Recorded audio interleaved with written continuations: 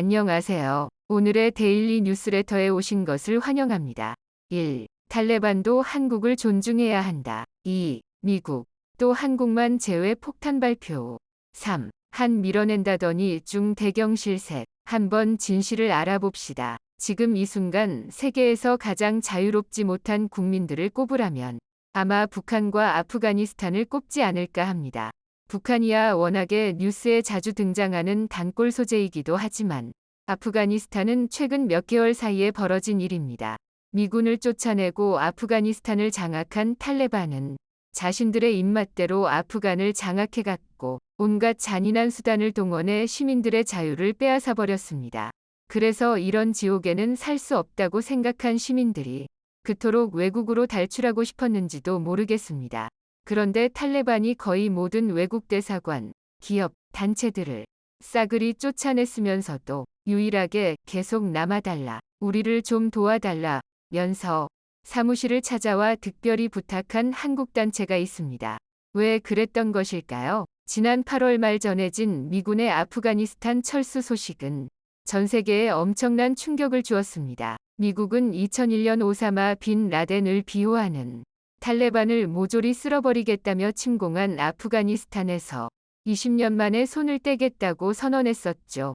바이든 미국 대통령은 이제 아프가니스탄에서 미국의 임무는 끝났다면서 이제 중국과 러시아라는 새로운 적을 상대하겠다고 강조하며 철수의 정당성을 내세웠는데요. 어쨌든 아프간을 점령한 탈레반은 미군을 포함해 전 세계 거의 모든 외국인에게 31일까지 아프간을 떠나라고 명령했고 이는 현실이 됐습니다. 사실 미군의 철수로 고민에 빠진 몇몇 국가들이 있기는 했지만 전 세계가 정말로 우려했던 것은 탈레반 체제에서 살아야 하는 아프간인들이었습니다.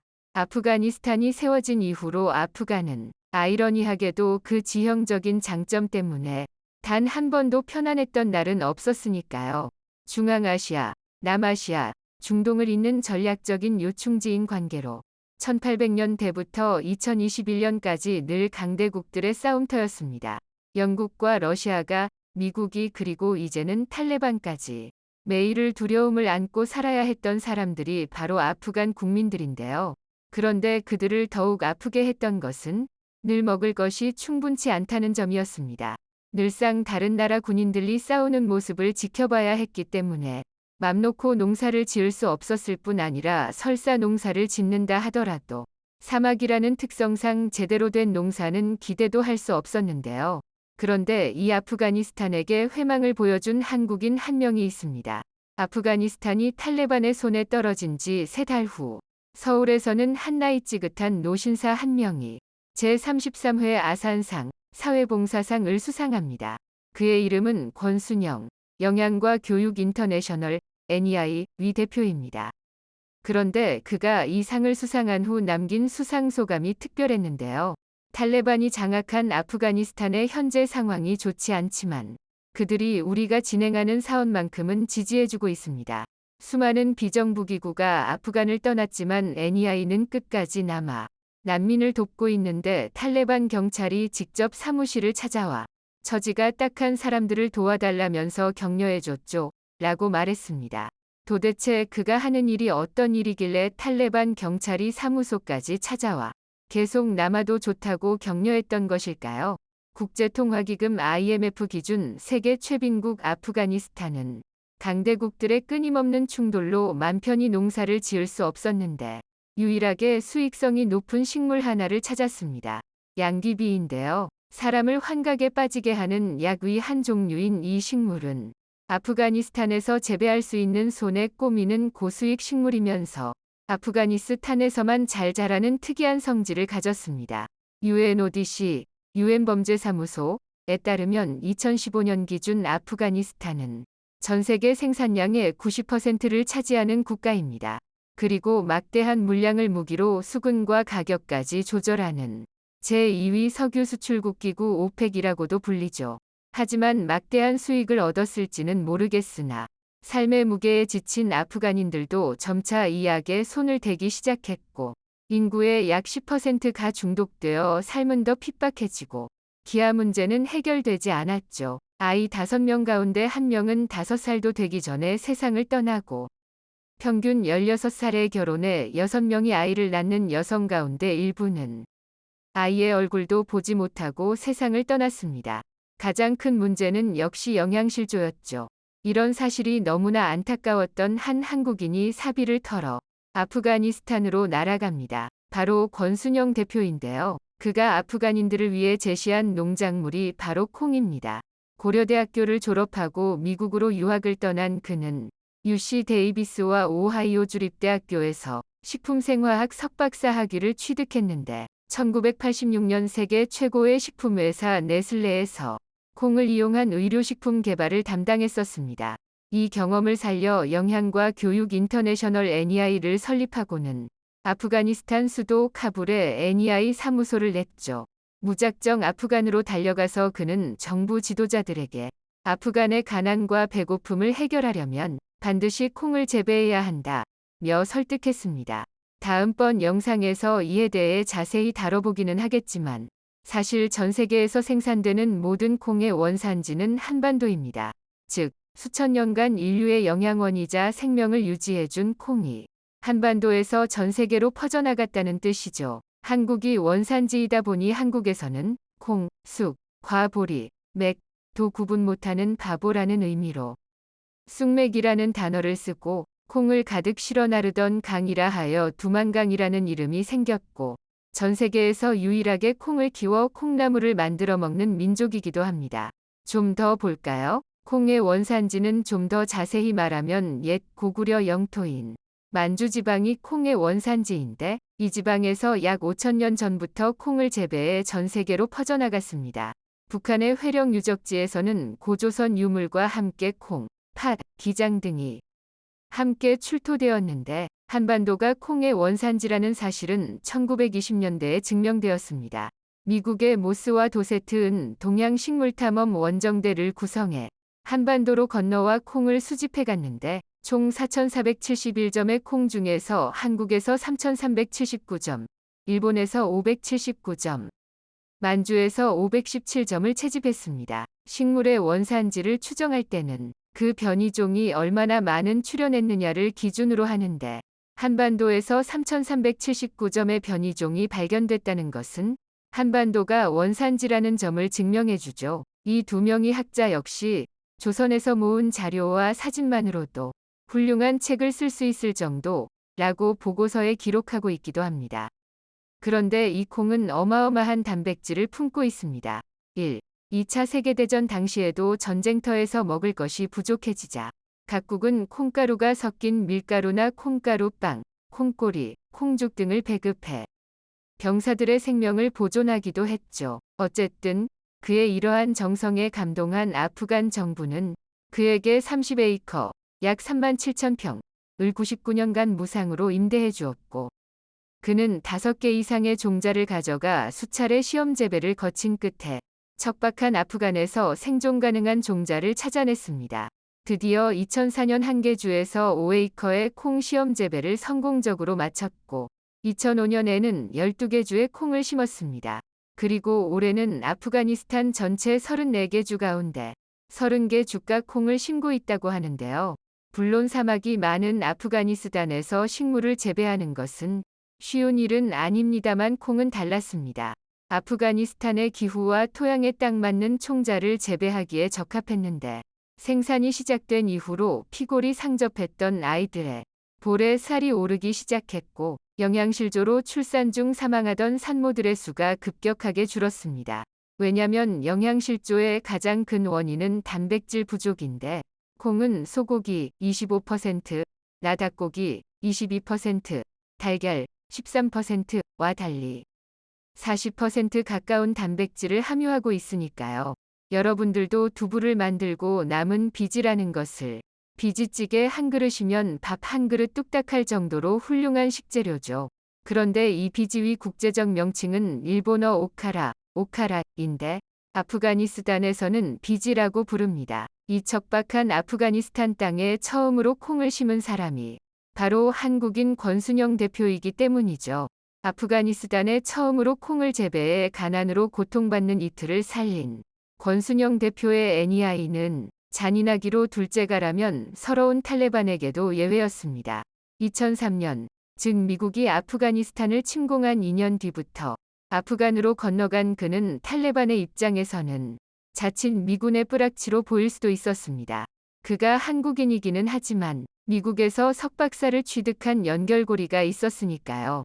그래서 그의 NEI 사무실은 아프간을 점령한 탈레반의 타깃이 되기도 했었으나 사무소를 찾아온 경찰들도 난민에게 제공할 식량 꾸러미를 만드는 것을 목격하고는 처지가 불쌍한 사람들을 도와달라며 오히려 격려해 주었죠.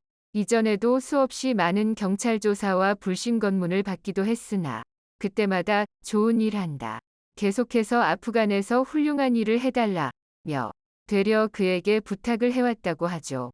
그가 전 세계를 공포에 떨게 만든 탈레반의 마음을 얻을 수 있었던 것은 역시 그가 진심을 다해 아프가니스탄의 영양실조 퇴치를 위해 노력했기 때문이 아닐까요? 사실 많은 선진국들이 개발도상국이나 기아에 허덕이는 가난한 국가를 돕겠다며 아프리카 모델을 내세워 아프간을 도우려고 했습니다.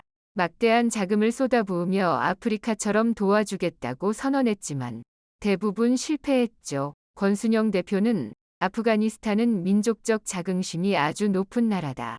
타국의 원조를 고마워하지만 한편으로는 수치스러움과 부담을 느끼기도 한다. 그래서 자급자족할 수 있도록 도와주어야 한다. 고 강조합니다. 그래서 권 대표는 한국 역시도 전쟁을 경험한 후 헐벗고 굶주린 경험을 공유하고 그들에게 자급자족의 달콤한 열매를 나눠주기 위해 아프가니스탄으로 갔습니다. 아프가니스탄의 수석 경제 고문이었던 자킬 리월은 권 박사는 맨몸으로 와서 무엇을 할 것인가를 고민했다. 처음에는 먹어보지도 못한 콩을 키운다는 것에 의구심이 들었으나 그의 노력에 아프가니스탄인들의 마음이 열렸다고 회상합니다. 현재 권 박사는 큰 꿈을 꾸고 있습니다. 올해 미군이 철수하면서 더 혼란스러워지기는 했으나 이제까지 아프간 34개 주 가운데 30개 주에서 콩을 재배하지만 이제 사실상 전쟁이 끝났기 때문에 나머지 4개 주에서도 곧 콩을 재배할 계획입니다. 그리고 아프가니스탄에 딱 맞는 봉 총자를 개발하고 재배하고 가공하고 시장을 만들어 콩 가치사슬을 구축하겠다고 선언했습니다. 2030년까지 연간 30만 톤의 콩을 생산해 국가 스스로가 영양실조를 퇴치하는 날까지 멈추지 않겠다고 했죠.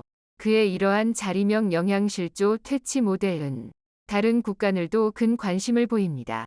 스리랑카, 탄자니아, 필리핀, 인도 등이 그에게 NEI 모델을 도입하겠다는 의사를 여러 차례 밝혔고 그의 이 모델이 전 세계 영양실조로 고통받는 이들에게 밝은 희망이 되었으면 좋겠습니다. IRA 세부 지침이 발표되면서 한국 배터리 업계에서는 우리나라 정부 기업들의 입장이 대거 반영됐다며 환영의 의사를 표했습니다. LG 에너지솔루션, 삼성 SDI, SK몬 등 한국 배터리 제조사들은 당초 우려했던 바와 달리 공정을 바꾸거나 북미 진출을 서둘러야 하는 문제는 없을 것으로 전망됐는데요. 배터리 제조사를 대표하는 한 업체의 관계자는 공급망 다변화를 위해 지분 투자를 적극적으로 하고 있으며 장기 공급 계약을 통해 공급량을 안정적으로 유지할 수 있는 전략을 실행하고 있다라고 밝혔습니다. 그러면서 국내 배터리 제조사들은 모두 북미에 진출해 있는 것으로 알고 있다면서 배터리 제조사들이 IRA 세부 지침을 발표하기 전부터 준비를 해왔기 때문에 타격이 없을 것으로 생각한다라고 덧붙였습니다. IRA 세부 지침에 따르면 배터리 부품의 경우 북미에서 제조하거나 조림한 부품을 50% 이상 사용할 때에만 세액공제를 받을 수 있는데요. 해당 비율은 매년 10%씩 증가하여 2029년에는 100%를 달성해야 세액공제 대상이 됩니다.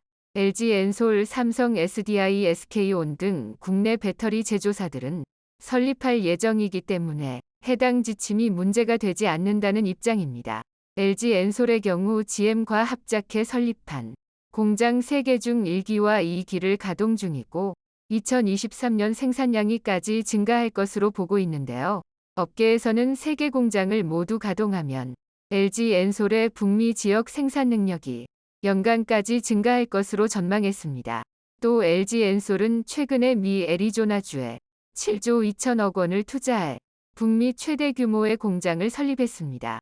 지난해 투자 계획을 발표했다가 중단했지만 최근 기존 투자 규모의 약 3배 투자 금액을 투자하겠다고 발표하면서 업계에서는 LG 엔솔이 IRA 세부 지침을 긍정적으로 예측했다는 말이 나오기도 했습니다. 삼성 SDI의 경우에도 최근 스텔란티스와 합작법인을 설립하여 북미 지역에 배터리 공장을 설립하겠다고 발표했습니다. SK온 역시 에코프로비엠, 포드와 합작법인을 설립하여 북미에 진출하는 등 북미 시장 진출에 적극 나서고 있다는 평가가 나오고 있는데요. 하지만 이번 세부 지침에서 한국 배터리사들의 탈중국 전략에 대해서는 구체적인 대책이 나오지 않았다는 게 업계의 전반적인 시각입니다.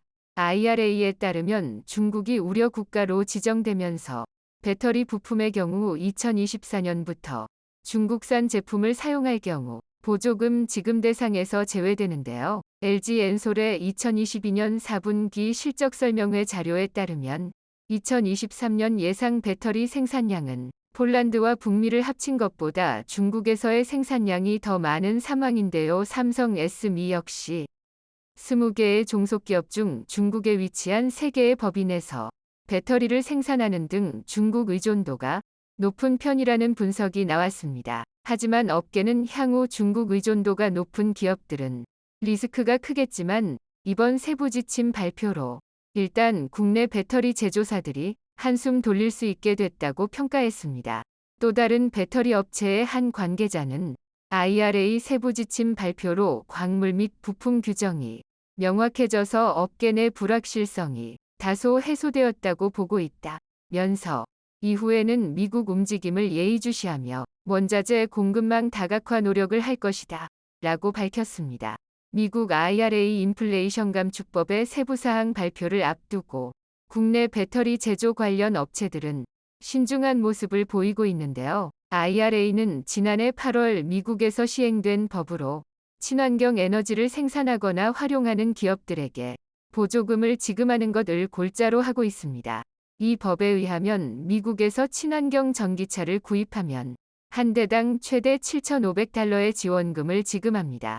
하지만 지원금 지급 기준이 전기차 배터리 소재 생산 국가에 따라 구분되면서 국내 완성자 업체들과 배터리 관련 업체들이 반발했습니다.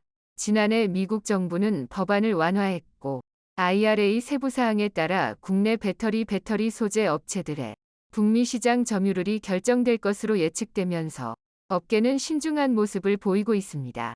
AMPC는 첨단 제조 생산세액 공제로 기존 IRA에 따르면 배터리 셀의 경우 당 $35를, 배터리 모듈의 경우 당 $10의 금액을 세액 공제 형태의 보조금으로 전극활 물질의 경우 업체가 발생시킨 비용의 10%에 해당하는 금액을 보조금으로 지급받게 되는데요. 업계는 기존 법안대로 보조금을 지급할 경우 국내 배터리 제조업체들의 실적에 긍정적인 영향을 미칠 것이라고 분석했습니다. 최근 LG 에너지 솔루션이 기존 투자 금액의 3배 이상을 들여 미 애리조나에 배터리 공장을 설립하는 것도 AMPC에 대한 기대감에서 나온 결정이 아니냐고 예측했습니다. 기존 법안에 따르면 LG 엔솔이 7조 2천억 원을 들여 공장을 설립할 경우 1년에 약 2조 원의 보조금을 받을 수 있는데요. 배터리를 구성하는 소재인 양극재, 음극재 등이 핵심 광물 지위를 유지할지에도 관심이 쏠렸습니다. 기존 법안대로 핵심 광물로 분류된다면 미국과 FTA를 체결한 우리나라에서 생산을 해도 세액공제 혜택을 받을 수 있습니다. 하지만 양극재, 음극재가 배터리 부품으로 분류된다면 북미 지역에서 생산할 경우에만 세액공제를 받게 됩니다. 이러한 상황에서 국내 배터리 관련 업체들은 신중한 입장을 보였습니다. 관계자는 세부 사항이 나와야 구체적인 방향을 결정할 수 있을 것 같다면서 내부적으로 준비는 하고 있다 라고 밝혔습니다. 배터리 제조에 사용되는 광물의 조달국 범위를 어디까지 인정할 것인지에도 관심이 집중되고 있습니다. 한국 배터리 업체들은 주로 인도네시아와 아르헨티나에서 니켈, 리듬 등의 광물을 조달하고 있는데요. 업계는 미국과 FTA를 체결하지 않은 이들 국가가 광물 조달국에 포함되면 국내 배터리 업체들의 북미 시장 점유율이 확대되고 가격 경쟁력이 몰라갈 것이라고 전망했습니다. 이러한 상황에서 미국과 일본의 광물 협정은 긍정적인 신호라는 분석이 나왔습니다. 미국과 일본이 광물 협정을 체결하면서 일본산 전기차 배터리도 세제 해먹을 받을 수 있게 됐는데요. 미국과 FTA를 체결하지 않은 일본이 세제 혜덕을 받게 되면서 인도네시아와 아르헨티나도 광물 조달국 범위에 포함되는 것 아니냐고 전망했습니다. 우리나라 정부는 IRA가 FTA에 위배된다며 미국 정부에 적극적으로 의견을 전달해왔습니다. 미국 기업들은 수정된 IRA가 우리나라 기업들에 유리하다며 양극재, 음극재 등 배터리 소재로 북미에서 만드는 경우에만 보조금을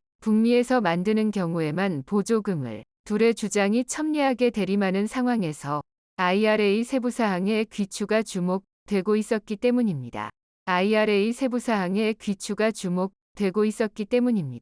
전기차 보조금 관련 세부 지침을 발표했습니다. 당초 IRA는 한국 등 외국산 전기차를 보조금 지급 대상에서 제외해 차별 논란을 불렀으나 이번 세부 지침에는 한국 업체들의 입장이 대체로 반영됐다는 평가가 등장했습니다. 미 재무부는 전기차에 들어가는 배터리의 50% 이상이 북미산 부품이거나 미국과 자유무역 협정을 맺은 나라에서 가공한 광물을 40% 이상 사용할 경우 전기차 한 대에 각각 $3,750씩 최대 $7,500 1,000만 원의 보조금을 받을 수 있다고 밝혔습니다. 다만 이 비율은 연도별로 매년 단계적으로 높아지는데 핵심 광물은 2027년부터는 80% 이상, 배터리 부품은 2029년부터는 100%가 조건에 맞아야 합니다. 배터리 부품과 관련해선 한국 업체들은 현재 공정을 바꾸지 않아도 IRA 상 보조금 지급 대상이 될 것으로 보이는데요. 미 재무부는 발표한 지침 규정에서 배터리 부품을 음극판, 양극판, 분리막, 전해질, 배터리 셀, 모듈 등으로 정의했습니다. 그러나 음극판이나 양극판을 만드는 데 사용하는 구성 재료는 배터리 부품에 포함하지 않기로 했는데요. 한국 업체의 경우 구성 재료인 양극 활물질 등은 국내에서 이후 양극판, 음극판을 만드는 단계는 미국에서 진행하고 있는 것으로 알려졌습니다. 이대로라면 한국 업체들은 현재의 공정을 바꾸지 않아도 IRA에 따른 보조금 지급 대상이 될 수 있게 되는 것입니다. 또 미국과 FTA를 체결하지 않은 국가에서 추출한 핵심 광물도 FTA 체결국에서 가공해 세부 규정에서 요구하는 일정 비율 기준을 충족하면 보조금 대상으로 인정되는데요. 인도네시아, 아르헨티나 등 미국과 FTA를 맺지 않은 나라에서 수입한 광물을 한국이 가공해서 부가가치 기준을 충족하면 보조금을 받을 수 있다는 의미입니다. 이에 한국 기업들이 그간 요구해온 내용이 대체로 반영됐다는 평가가 나온 것입니다. 한편 이번 세부 지침이 적용되면 북미 최종 조림 규정만을 충족하며 보조금 혜택을 누려온 전기차들 중 일부는 혜택에서 제외될 전망입니다. 이미 업계에서는 중국산 배터리를 장착한 테슬라의 일부 모델이 세액 공제 혜택에서 제외될 것이란 전망이 나오고 있습니다. 이와 관련 테슬라는 모델 3RWD 후륜 구동에 지급되던 미국 전기차 보조금 혜택이 사라질 것이라고 밝혔습니다. 구체적인 세금 혜택 대상 모델은 내달 공개될 예정으로 LG 에너지 솔루션, 삼성 SDI, SK온 등 한국 배터리 3사가 미국 인플레이션 감축법으로 2032년까지 90조 원대의 보조금 혜택을 받게 됐습니다. 다만 하반기에 발표될 구체적인 우려국가에 대해선 긴장을 늦추지 않는 모습으로 삼성과 배터리 업계에 따르면 국내 배터리 3사의 북미 지역 총 생산 능력은 에 달하는데요. LG 에너지 솔루션과 SK온은 북미에서만 각각 와 규모의 생산 능력을 확보한 상태로 알려졌습니다.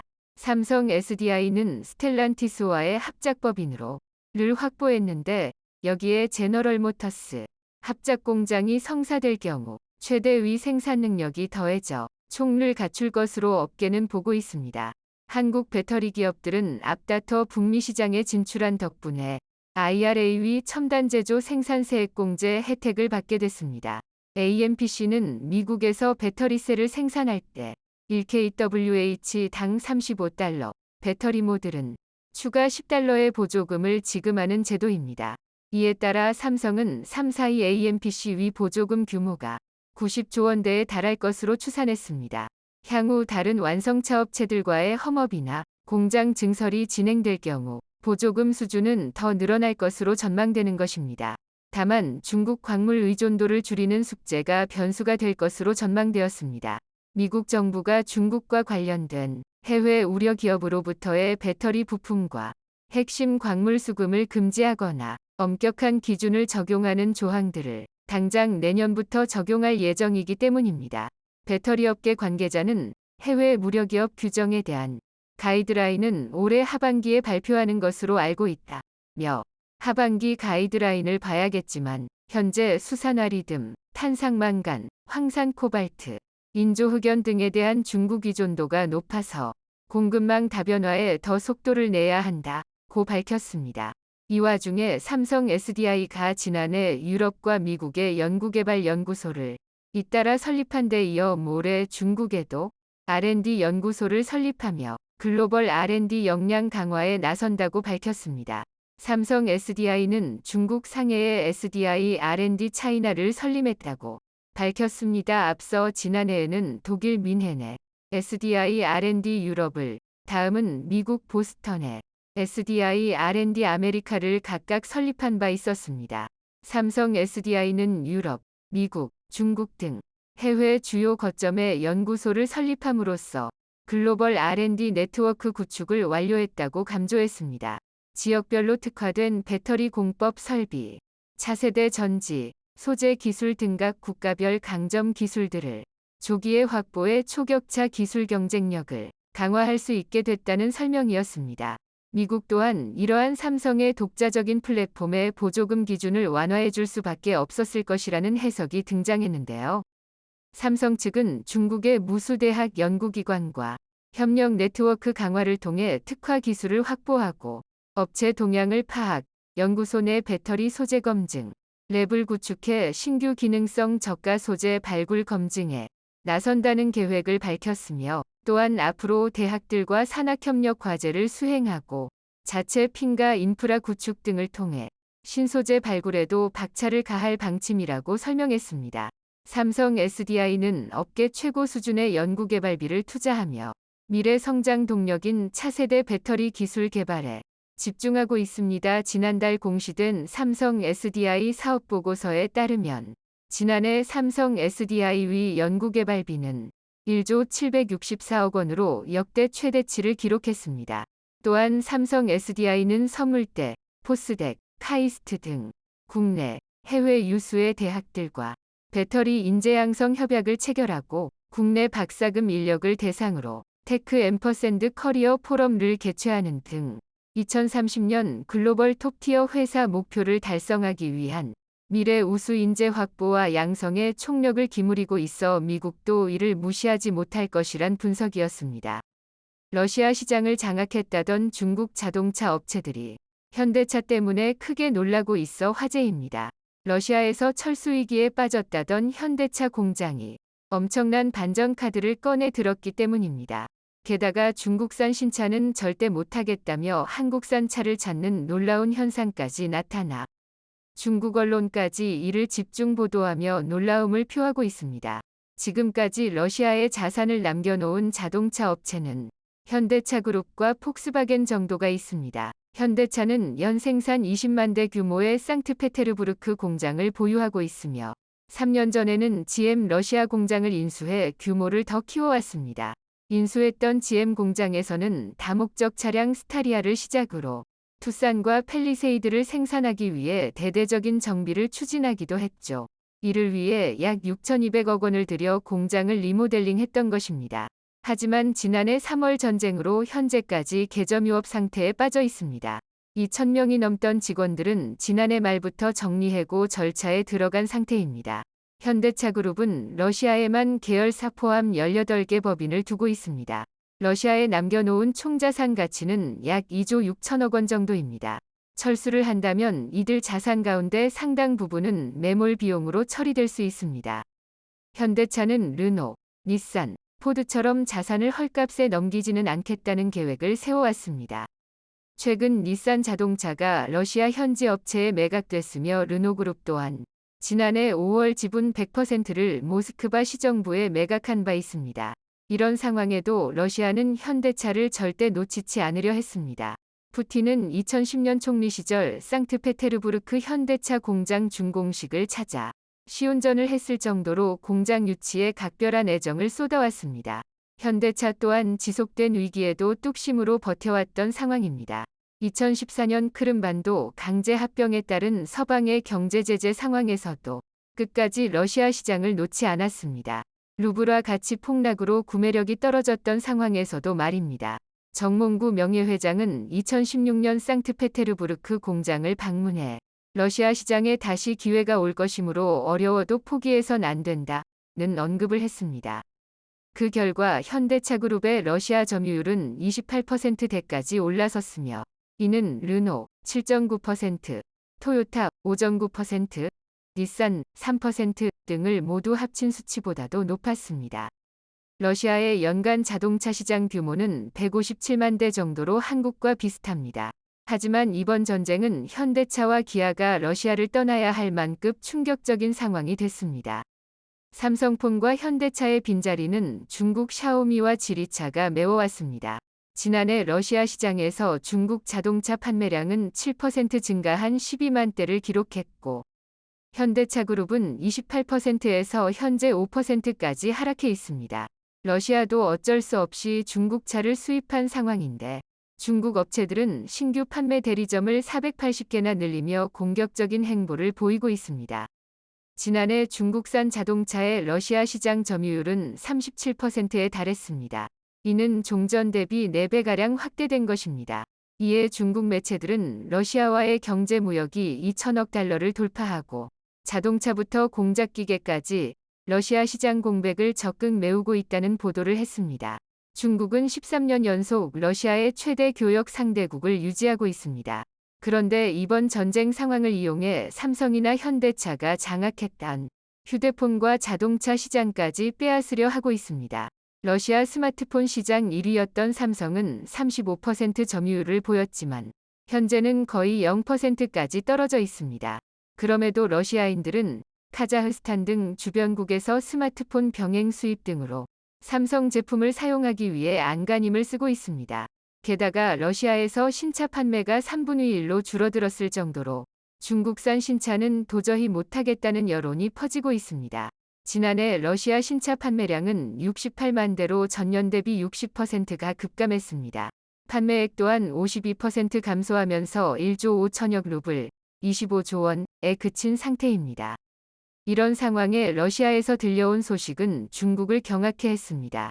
최근 러시아 고위 관계자는 현대차가 러시아 공장을 카자흐스탄 측에 매각하는 협상을 벌이고 있다고 밝힌 바 있습니다. 동시에 러시아 정부는 현대가 인수했던 GM 러시아 공장 중 일부를 산업 인력 교육용으로 사용하는 방안을 논의하고 있음을 언급했습니다. 그동안 물밑 협상에 대한 얘기는 있었지만 러시아 정부 고위 관계자가 공식 석상에서 직접 언급한 것은 처음입니다. 관련 소식통에 따르면 협상은 마무리 단계에 접어들었고 이르면 6월쯤 카자흐스탄 자동차 회사에 매각하는 것으로 보도되고 있습니다. 현대차는 아직 완전한 결정을 내리지는 않았다고 밝혔지만 거의 기정사실로 전해지고 있습니다. 시나파이낸스 등 중국 매체들은 해당 내용을 집중 보도하며 현대차가 물러날 경우 중국 자동차사의 점유율 확대를 기대하기도 했습니다. 하지만 그 매각 대상이 드러나자 대경 실색 반응을 보이고 있는 상태입니다. 현대차의 카자흐스탄 합작 파트너사인 아스타나 모터스로 확인됐기 때문입니다. 해당 회사는 지난 1992년부터 자동차 판매 및 서비스 분야에 종사하고 있으며 자회사로는 현대트랜스 얼마티 상용차 공장과 현대트랜스 카자흐스탄 승용차 공장을 운영하고 있습니다. 현대차의 크레타와 엑센트 등을 생산하고 있는 상태인데 현지 연간 최대 생산 능력은 4만 5천 대 정도로 아스타나 모터스는 사실상 현대가 운영하는 기업입니다. 현대가 러시아 공장을 아스타나에 넘기기로 한 것은 러시아에서 철수하더라도 상황이 좋아지면 재매입 기회를 열어둔 것이란 분석입니다. 현대차는 구지엠 공장을 포함해 전체 공장을 모두 넘기는 방향으로 고심하고 있습니다. 아스타나 대표는 최근 현장 실사를 위해 러시아를 방문하기도 했습니다. 결국은 매각 쪽으로 방향을 잡아 조만간 공식 발표가 이뤄질 전망입니다. 카자흐스탄은 과거 소련 연방이었던 지역으로 수출이나 러시아 현지 생산에서 비교적 자유로운 편입니다. 러시아는 국제산업 주요 파트너 국가로 카자흐스탄을 지목하고 자동차 생산 관련 협력 강화에 나서고 있습니다. 작년 미하일 러시아 총리가 카자흐스탄에 방문해 현대차 러시아 공장 자동차 생산 협력에 집중할 계획이라고 밝히기도 했습니다. 현대차는 최근 카자흐스탄으로의 수출을 위해 상트페테르부르크 공장 일부를 재가동한 것으로 나타났습니다. 재고 물량 소진을 위해 일부 라인을 가동했다는 설명이지만 향후 공장 인수 후 생산 과정에 대한 테스트 성격으로 보는 시각이 많습니다. 결국 카자흐스탄 합작사도 현대차의 뜻에 따라 움직일 가능성이 높습니다. 러시아인들의 한국산 차에 대한 식지 않은 열기는 중고차 구입에서도 확인되고 있습니다. 우크라이나 전쟁에 따른 국제사회의 러시아 제재가 이어지면서 국내 중고차 수출이 뜻밖의 호황을 맞고 있습니다. 2월 한국의 러시아 중고차 수출액은 전년 대비 100% 이상 늘어난 것으로 나타났습니다. 카자흐스탄 등 러시아 인접 국가로 수출되는 중고차도 늘고 있습니다. 이들 국가가 러시아로 향하는 우회 수단으로 이용되고 있는 데다 전쟁 특수에 따른 경제 활성화로 중고차 수요가 늘었다는 것이 업계 분석입니다. 러시아인들은 비교적 가격이 높은 신차급 중고차를 선호하고 있습니다. 대러 중고차 수출 단가는 전쟁 전 대당 19,000달러에서 지난해 29,000달러로 몰라서 있습니다. 전체 수출 중고차 단가 7,300달러의 4배가 넘습니다. 러시아로의 수출 대수 또한 2021년 2,300대에서 작년 19,600대를 기록했습니다. 지난해 국내에서 수출된 중고차 대수는 40만 4천대였는데 러시아로 향한 비중은 0.5%에서 4.9%로 뛴 상태입니다. 인천항을 통해 러시아로 수출된 차량은 2021년 1,800대에서 작년 1만 2천대로 급증했습니다. 작년 말부터는 동해 무코항에서 러시아로의 중고차 수출도 이뤄지고 있습니다. 블라디보스토크항으로 가는 것인데 향후 5월 2에서 3회로 늘린다는 계획입니다. 산업통상자원부가 발표한 전략물자 수출 입고시 개정안에 따르면 다음 달부터 러시아, 벨라루스를 대상으로 대당 5만 달러 이상의 자동차 수출이 금지될 전망이지만 업계에선 대러 수출에 큰 영향을 미치지 않을 것으로 보고 있습니다. 러시아와 관세 동맹이 체결돼 있는 카자흐스탄, 키르기스스탄 등으로 1차 선적을 한 뒤 비관세 규정을 적용받아 다시 러시아로 재수출하는 방법도 있기 때문입니다. 지금까지 카자흐스탄으로 수출된 고가 차량 상당수는 최종적으로 러시아로 재수출된 것으로 확인되고 있습니다. 러시아 주요 은행은 국제 결제 시스템 스위프트에서 퇴출돼 무역 거래가 힘들어졌지만 중고차는 규제를 받지 않는 지방은행을 통해 거래가 가능합니다. 러시아로의 수출 증가에 힘입어 지난달 국내 중고차 수출 대수는 4만 3천대로 전년 동월보다 37%나 증가했습니다. 이는 전월 3만 8천대보다도 12% 증가한 수치입니다. 수출 금액 증가폭은 이보다 큰데 전년 대비 136%나 증가했죠. 이 같은 추세가 이어진다면 연간 중고차 수출 대수는 50만 대, 수출 금액은 40억 달러에 이를 것으로 보고 있습니다. 현대차그룹은 모레부터 중고차 사업에도 속도를 내고 있습니다. 출고 5년 내 주행거리 10만 km 이내의 차량 중 200여 가지 항목의 품질 테스트를 거친 중고차를 선보인다는 구상입니다. 확보한 중고차는 국내 소비자에게 판매되거나 수출도 추진하고 있습니다. 그중 상당 물량이 러시아로 향할 가능성이 높다는 분석입니다. 중국 언론들은 한국 중고차가 러시아로 집중 수출되는 점에 경악하고 있습니다. 자신들이 장악하려는 러시아 시장이 결국 현대차의 영향력에서 벗어나지 못하고 있다는 것입니다. 현대차는 러시아 공장 매각 후 새로운 곳에서도 기회를 노리고 있습니다.